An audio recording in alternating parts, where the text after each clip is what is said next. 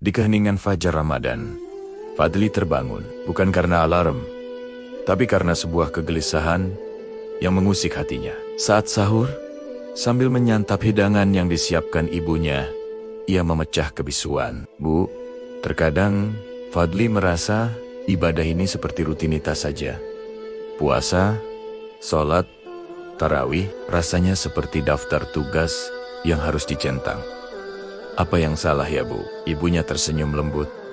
Nak, coba periksa kembali niatmu. Ibadah itu bukan soal seberapa banyak yang kita kerjakan, tapi seberapa tulus hati kita saat mengerjakannya untuk Allah. Kata-kata ibunya terus terngiang di benak Fadli sepanjang pagi itu. Di tempat kerja, suasana Ramadan terasa begitu kental. Rekan-rekannya saling berbagi cerita tentang amalan mereka. Ada yang sudah khatam Al-Quran beberapa kali, ada yang rutin bersedekah. Fadli mendengarkan, namun hatinya semakin risau. Ia merasa ibadahnya tidak ada apa-apanya dibandingkan mereka. Ia mulai membanding-bandingkan. Cemas jika amalannya tidak cukup baik di mata Tuhan.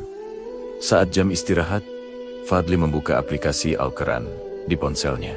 Matanya tertuju pada sebuah ayat dalam surat Al-Bayyinah ayat ke-5, padahal mereka tidak disuruh kecuali supaya menyembah Allah dengan memurnikan ketaatan kepadanya dalam menjalankan agama yang lurus. Ayat itu seolah menjawab langsung kegelisahan hatinya.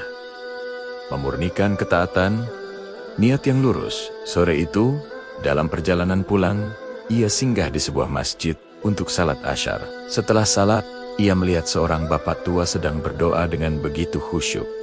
Air matanya berlinang, pemandangan itu menyentuh hati Fadli. Ia sadar, ibadah bukan perlombaan, bukan tentang siapa yang paling banyak atau paling hebat, tapi tentang hubungan personal kita dengan Sang Pencipta. Malamnya, saat salat tarawih, Fadli mencoba menerapkan apa yang ia renungkan seharian. Ia memejamkan mata sejenak sebelum takbir, meluruskan niatnya. Ya Allah, aku salat malam ini semata-mata karenamu, bukan karena ingin dilihat, bukan karena kebiasaan, tapi karena cintaku padamu. Setiap gerakan, setiap bacaan, kini terasa berbeda.